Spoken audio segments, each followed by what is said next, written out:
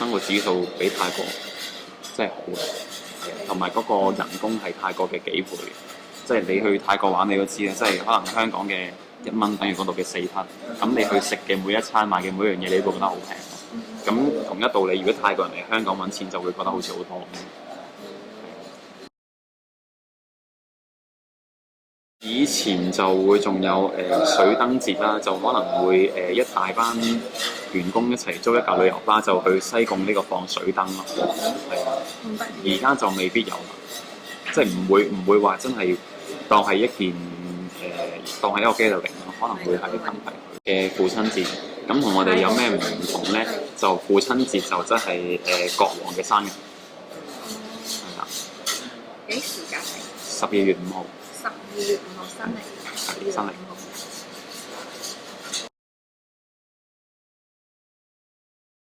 叫解下安居嘅。咩嚟？咁佛教嚟講咧，會有結下安居同埋解下安居。咁點解要有呢兩個節目咧？就係、結下安居嘅意思咧，就真係我哋慶祝一啲僧人，就會喺嗰段期間咧，就會由嗰日開始咧，就會去閉關咯。閉關3個月，跟住到解下安居嗰陣時咧，就係到佢哋出關嘅日子咁樣咯。咁佢哋閉關期間咧，就唔可以離開廟嘅，就會靜修啊咁樣咯。咁就會有呢兩個節日喺度咯，即係一個係慶祝閉關，一個就係出關咁樣咯。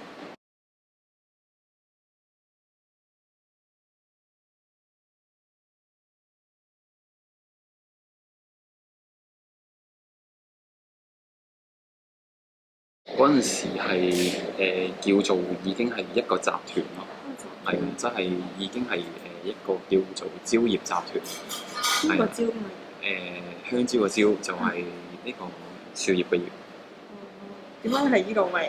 因為蕉葉都係一個好代表泰國嘅嘢，同埋佢好大塊啊，同埋嗰陣時我哋有間叫蕉葉咖喱屋啦，即係可能大家年紀細都未聽過，同你哋差唔多嘅啫。因為嗰陣時我都好細，咁嗰間蕉葉咖喱屋咧就係叫做好出名嘅東南亞餐廳咯。咁佢就真係用一啲真嘅蕉葉咁樣墊喺張台度食飯咯。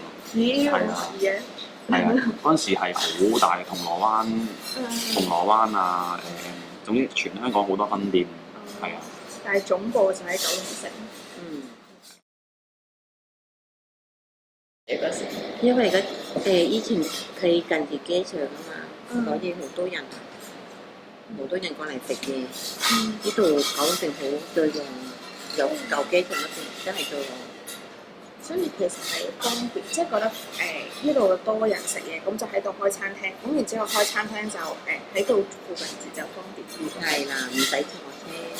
哦。